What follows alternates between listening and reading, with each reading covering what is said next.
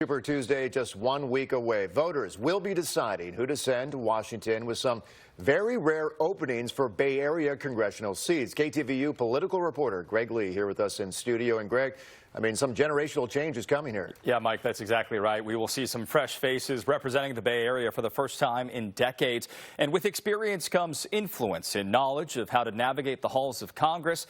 And no question, whoever ultimately fills these seats will have big shoes to fill. When Bay Area voters have their votes counted on Super Tuesday, they will see a changing of the guard.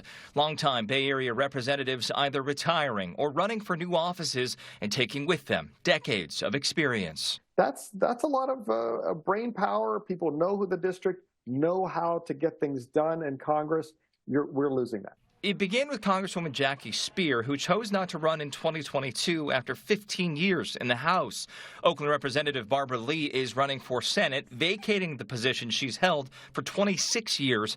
And Silicon Valley Congresswoman Anna Eshoo will retire after 32 years in Congress. Representing really what I think is the most distinguished congressional district in the country has just been the honor of my life. Eshoo was first elected in 1992 in what was dubbed the Year of the Woman. 47 women were elected to the House, 24 for the first time, and women won an additional 4 seats in the Senate.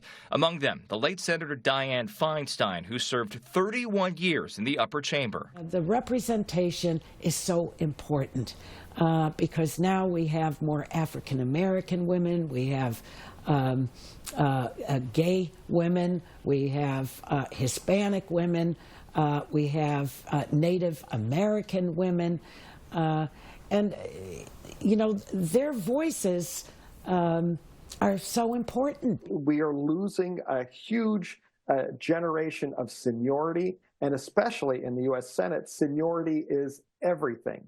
So California is definitely going to be we're not going to have those impact players. These rare vacant seats in the Bay Area have set off a mad dash to fill them. 9 people are running for Lee's seat. 11 are competing to succeed Eshoo.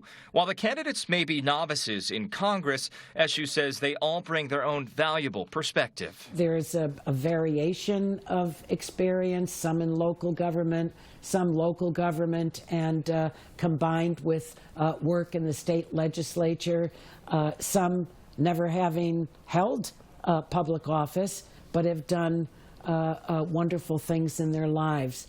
The Bay Area has had a long-standing relationship with a lot of its politicians.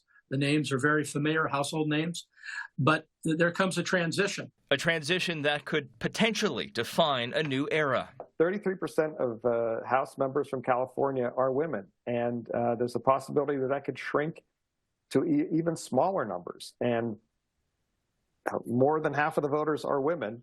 So this is going to be a loss of female power. It very well could be. As the age of politicians continues to come under scrutiny, some experts say the open positions represent an opportunity. I've always believed that it's important to bring in newer thinking, younger people, and I think that's basically what a lot of people are craving in politics now. As voters weigh in on who will have the opportunity to fill these giant shoes, Eshoo gives this advice for the next generation. Number 1, put country first.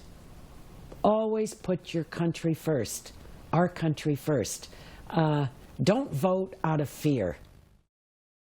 Congresswoman Eshoo points out when she first ran, there were 32 women in Congress. Now there are 151. She gives much of the credit to former Speaker Nancy Pelosi, who is, of course, running for re-election to represent San Francisco. In studio, Greg Lee, KTVU, Fox 2 News. Starting the page on